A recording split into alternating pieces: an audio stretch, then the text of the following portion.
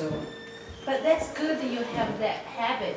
Most people, even me, when I'm angry, I tend to speak faster, not slower. We'll get to anger in just a little bit. But see, I need to argue with him in English, so I Oh, also yeah, that's an advantage of you. Okay. I guess you need to learn Cantonese. Oh yeah, I found because my native language is Sichuan Hua. So when we just marry, we decide to speak 普通话. It's like Chinese, but we argue less because we all use a different language. So we should use English to talk. yeah. When you are angry, switch to English. you have to speak in English. So all right. So I now just have to tell a funny story. When so Helen and I were in a Christmas pageant for Houston Chinese Church. I think it was 3 Christmases ago. And Helen played the role of my wife, and her job. 2 years ago. 2 years ago. So there were 14 men in mine. So her scene, her job was to get into an argument with me. And the script was written by a Chinese woman, by a Chinese wife. And so about halfway through the argument, Helen gets frustrated, her character obviously gets frustrated, and then switches to Chinese and just starts blasting me in Chinese, right?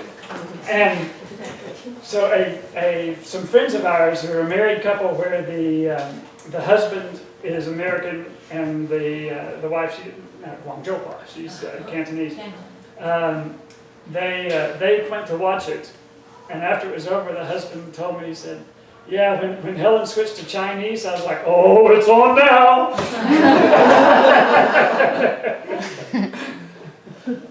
He knew he was in trouble.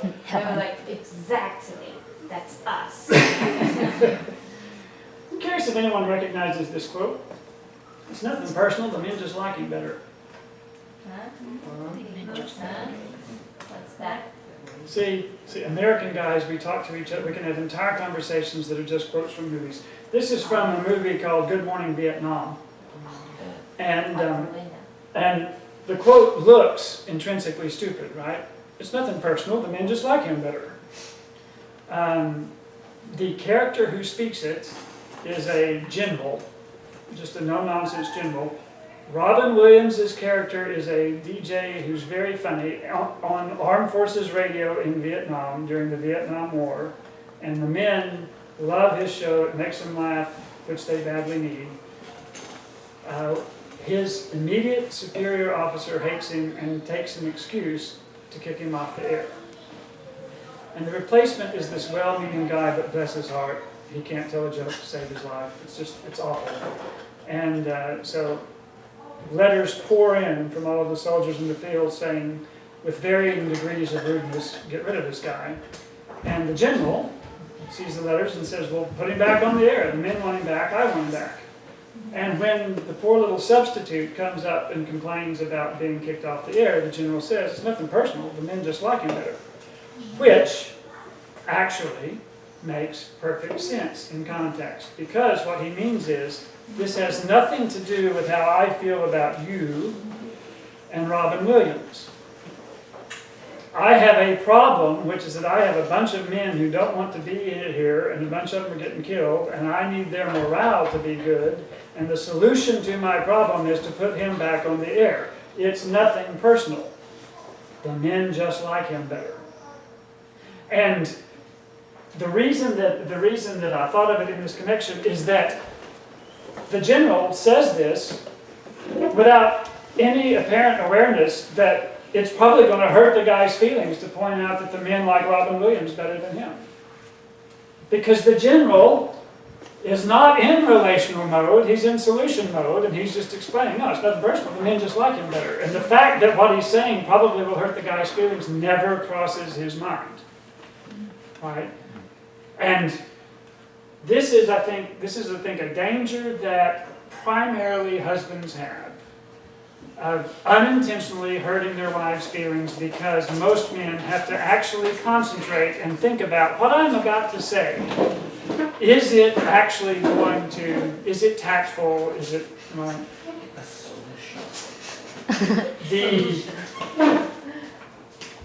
the corresponding problem for women is that when you are asking your husband to help you work through a problem, you have to concentrate on having a somewhat tougher skin than normal. Right? Because your husband, bless his heart, is probably going to say some accidentally hurtful things, and he doesn't mean to. And you need to be prepared to let some grace happen. Okay? All right. Now, this next thing. I have found this really, really useful. I have to distort English words a little bit because I haven't ever found English words that really say what I want. So I've taken 3 of them and twisted them a little bit.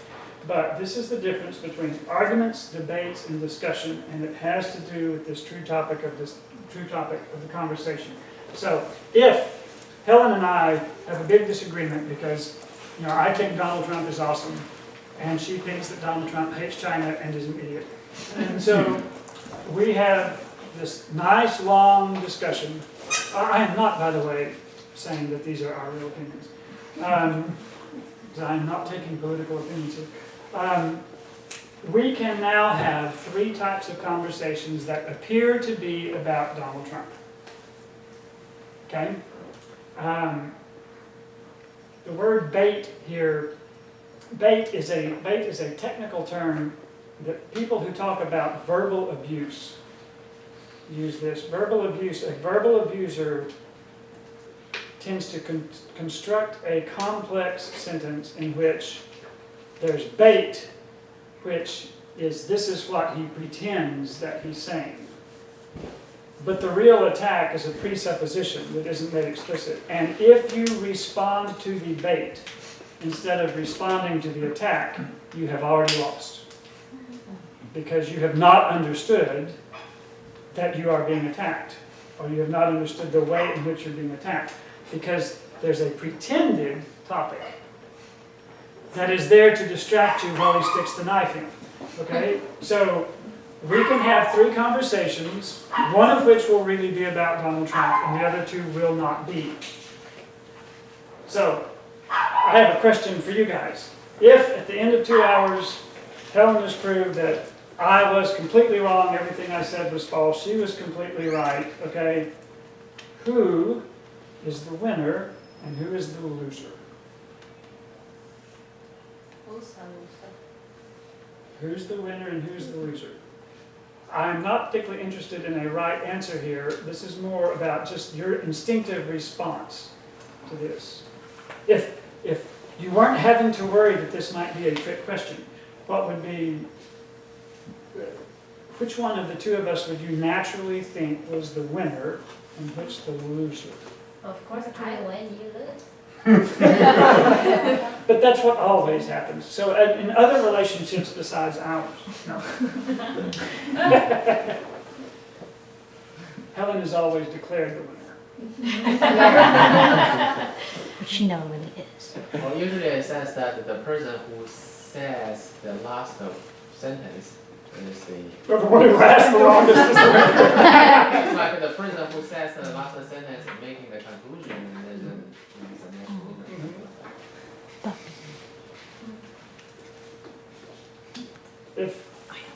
If I had those little anonymous clickers, She knows. we can answer. Yeah, Sally was raising her hand. Sally, however, is somewhat cheating because she has heard this discussion before. So I know Sally knows the answer. Depends upon whether we're having an argument or a debate or discussion. So, in a discussion, what the 2 people, now sometimes one person's having an argument and the other one's having a discussion, right? But assume that we're both doing the same thing. In a discussion, we either are trying to figure out what's true or else we're figuring out what decision is the best decision to make. And the topic is actually the topic. So in this case, we would really be trying to figure out whether Donald Trump was an enemy of China or not.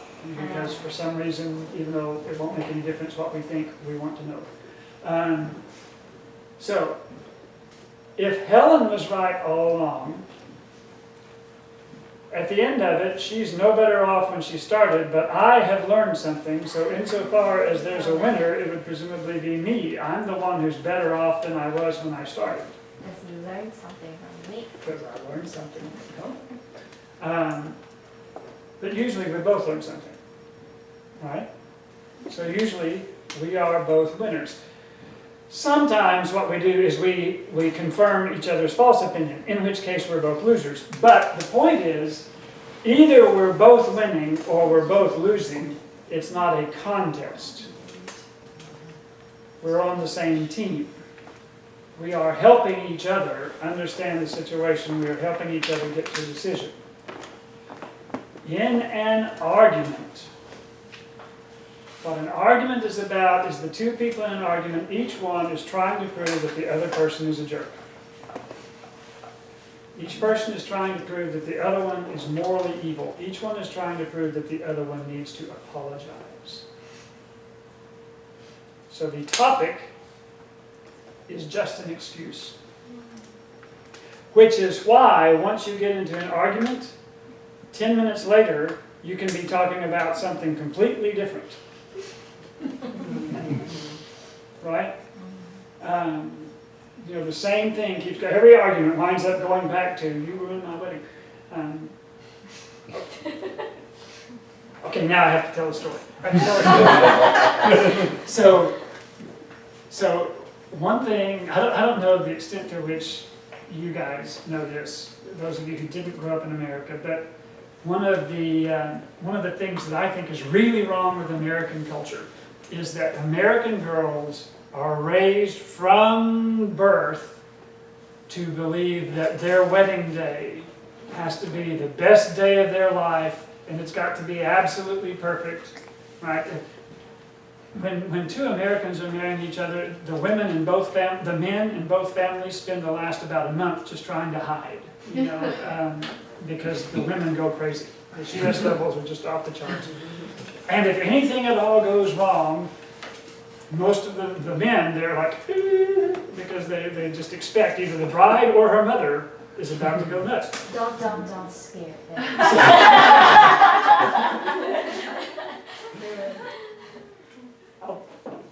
When my father proposed to my mother, my grandfather gave my mother and grandmother $500 for the wedding, which in 1964 was a bunch of money. And as soon as they left, all excited, my grandfather called my dad into his office and he got the door closed and he said, "Daryl, I told Sharon and her mother that I'd give them $500 for their wedding. Said, I'll give it to you cash if you'll elope." If you'll elope. Elope. That's where you don't. No, sneak off and get married without. He's like, "I'll give it to you in cash if you'll just elope." I thought I was like, "Are you kidding? I gotta live with her the rest of my life. I'm not that stupid." So I was looking forward when Helen and I got engaged. I was like, "This is so cool. I'm going to see what a traditional Chinese wedding looks like." So I asked Helen about it, and Helen was like, "Oh, no. Everyone at our church is excited because we're going to get to do a Western wedding." So I translated I found a Chinese version of the Anglican prayer book, and I sent the wedding service over, and they rented a hotel that they could sort of turn into a church. So Helen's father walks her down the aisle. And there's the confetti and everything else, but the sound guy messed up and there was no music. So they get to the front, and just as her father's about to put her hand in mine, he figures it out, and the wedding march starts playing, and I think, because I'm American, right? I think, oh no. But Helen, who has no expectation that the day has to be perfect, Helen is like, "Oh," and she hikes up her skirt. And comes in again.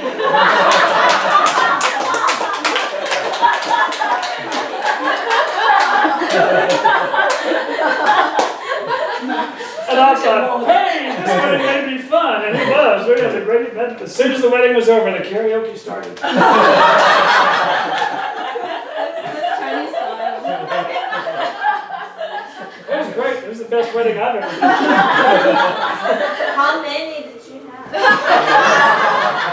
I didn't say the best wedding I've started in. I said the best I've been to. Anyway, you can see what I mean. This, right, whatever has just happened, it's not about that anymore. It's about you're a jerk. And so, most of the time, both people are right. Most of the time, both people are acting like jerks. So, if Helen, forces me to grovel and apologize and everything else, then she wins. In point of fact, nobody wins an argument. Because even the winner's a loser because the relationship is damaged. And I married a jerk. And a loser too. Hypothetically speaking, you mean. Debates. In debate, each person is trying to make the other person look stupid. Okay? So arguments are, I am better than you because I am a good person and you're a bad person. Debates are about, I'm better than you because you're stupid, because I'm smarter than you are. There are debates in which the two people involved in the debate really are trying to figure out what's true, and there's in which case I would call it a discussion. But the reason I picked debate is because if you look at high school debate, in high school debate classes, they don't care at all what's true. They'll assign the sides totally randomly, and the winner is whoever does the best job of arguing. But is that good for kids to learn those skills? It is good for you to know the strategies just so you can defend yourself when people use them against you. But the mindset is bad. Right? So again, the topic is just an excuse. Here again, Helen can win and I can lose. But this is the big problem. Debates are not generally won by the person whose belief is actually true. Debates are won by the person who's better with words. This means, by the way, that in inside marriages, husbands tend to lose debates because women tend to be much verbally more facile. Women tend to be naturally much better verbally. Obviously, not always.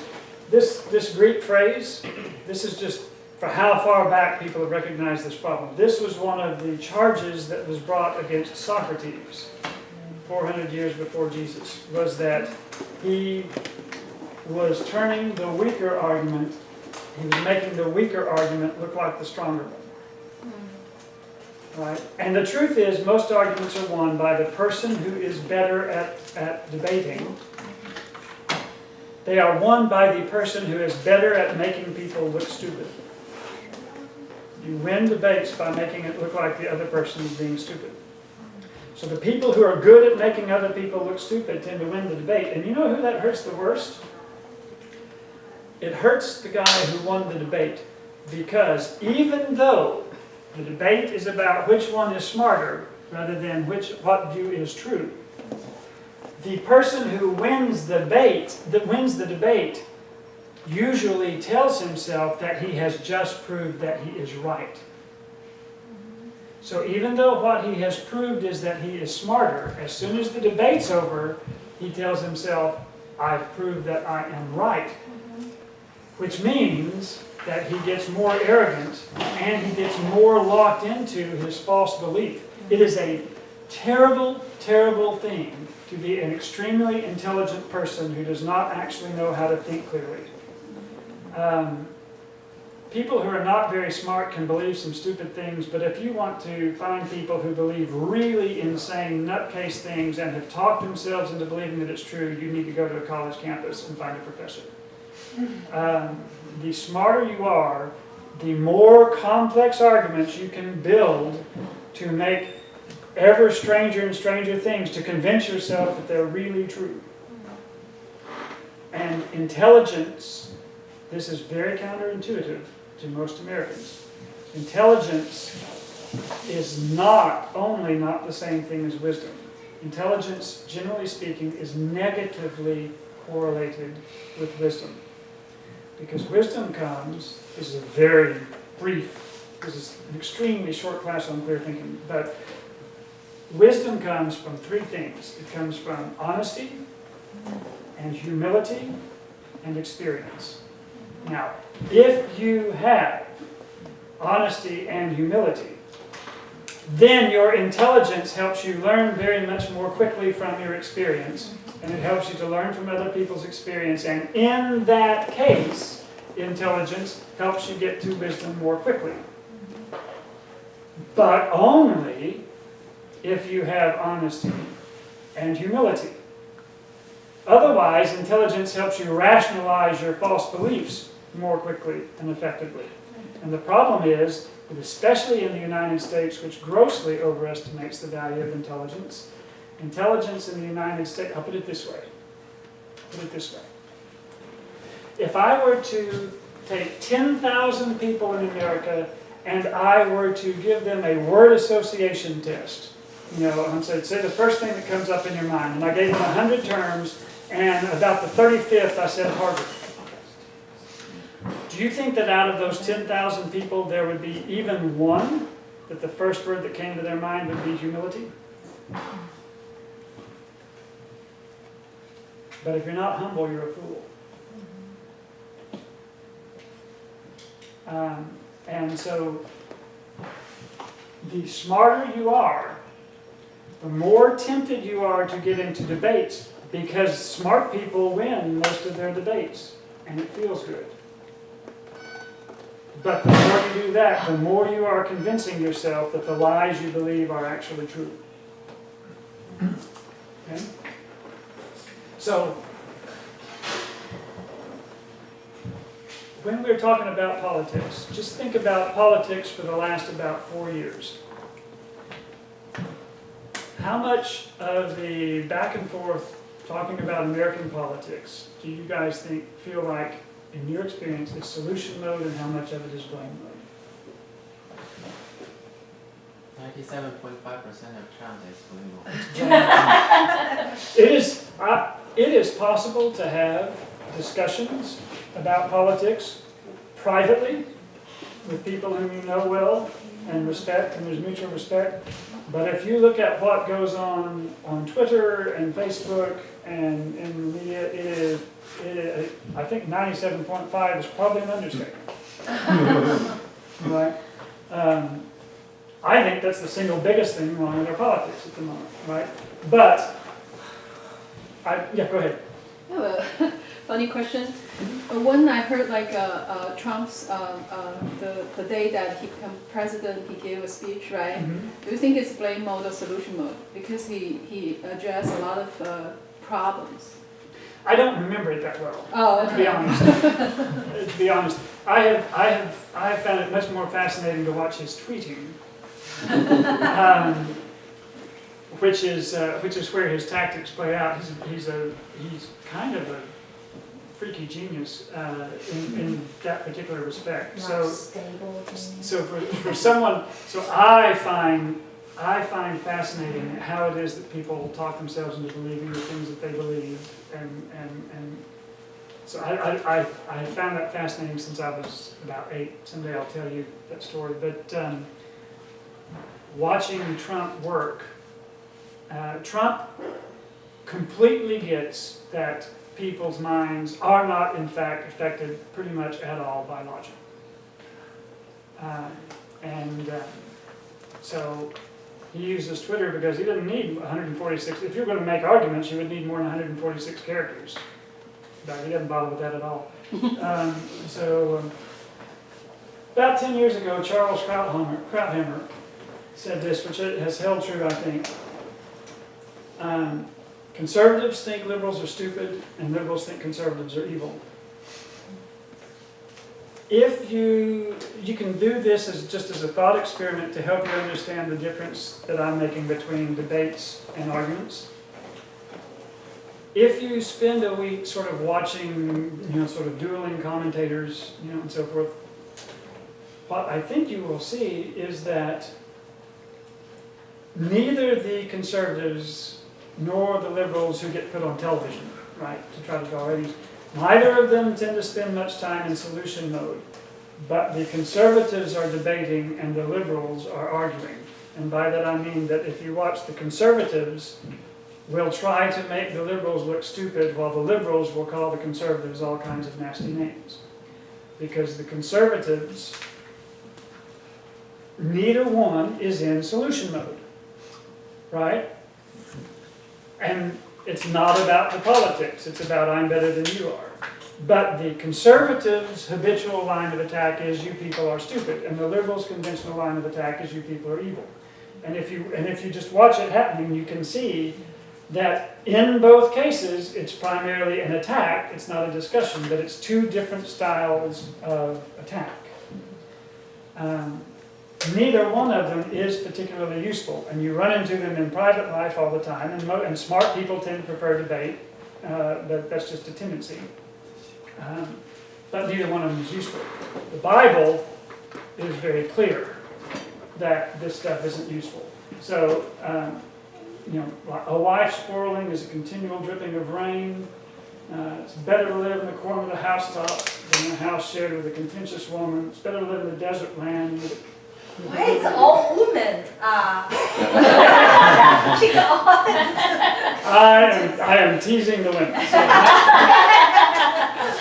Now I'll be serious.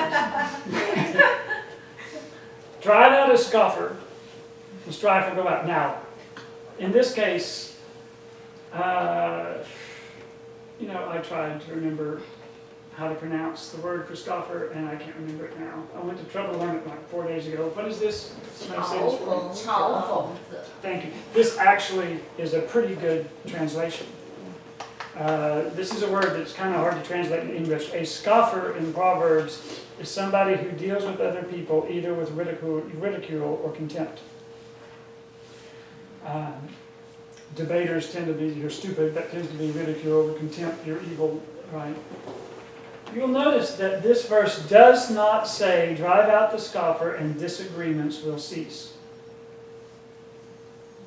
There are still going to be disagreements. What he says is, if you get rid of the people who treat others with contempt and ridicule, if you get rid of the people who are all about I'm smarter or you're evil, then the strife stops.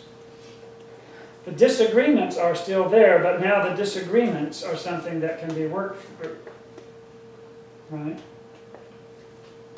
I'm going to be out of order. We will fill this gap shortly. This is, actually, you know what, I wanted to do that one next. This is a famous verse from Peter, and when I see this verse quoted, usually what gets quoted is the first sentence. Always be ready to give an answer to those who ask you to give the reason for the hope that you have. But do this with gentleness and respect. The Chinese translation. Oh yeah, It's wrong. Oh, I forgot to switch the Chinese translation. I did. It's the same as this because I copied and pasted and I forgot to. It's fine. Sorry about that. It's okay. Well, if that's the first time I've made a mistake on the Chinese, We'll that's take it pretty good.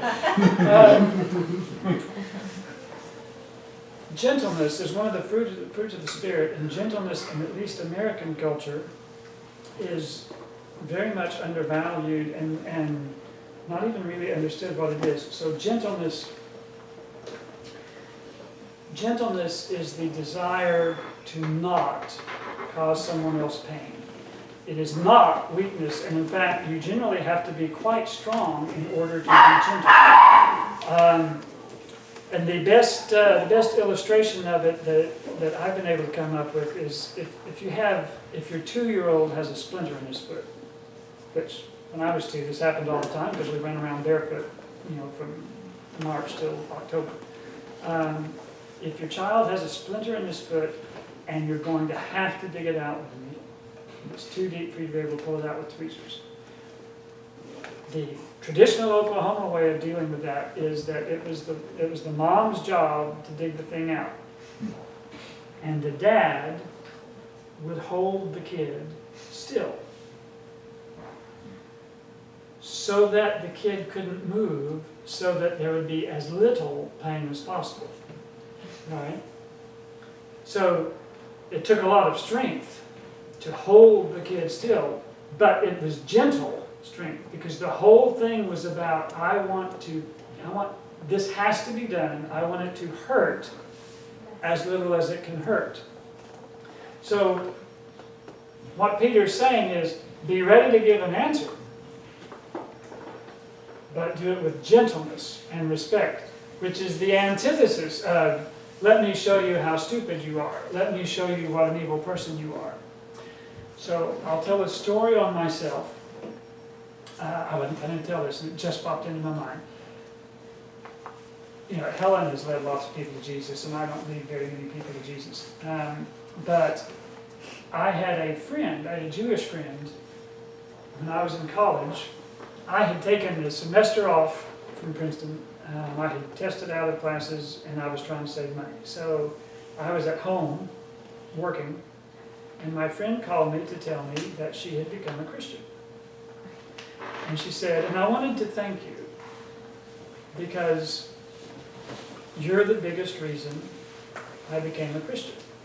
Well, I had spent hours upon hours sitting with her and answering her questions about Christianity and giving her all of the historical evidence and talking through all of her philosophical objections and all the stuff. And I had given her the full works from apologetics. So I was like, well, that's awesome. I'm really glad to hear it. What was it in particular of all the stuff we talked about? And she said, Kenny, honestly, I don't really remember anything you said except for one thing. She said, I asked you if you thought I was a sinner. And you said that you had too much sin of your own to worry about, to spend much time thinking about whether or not I was a sinner. And I have no memory of having said that. And what I presume is that the Holy Spirit had to let me talk all that stuff enough to get me distracted enough where he could sneak in what needed to be said when I wasn't paying attention. Can you say that again? What's your answer? My answer was, I have enough sin to worry about in my own life that I don't have much time left to worry about whether or not you are a sinner. That's smart. That's a good answer. And what made the difference for her had nothing whatsoever to do with logic. The only thing she remembered was my gentleness. Right? You can use logic to make people feel stupid. That does not draw them to your opinion. Right? So, some of Paul's, the last document that we have, the last thing Paul wrote was the second letter to Timothy. The Lord's servant must not be quarrelsome, but be kindly to everyone, an apt teacher, forbearing, correcting his opponents with gentleness. Gentleness simply does not exist in debates and arguments.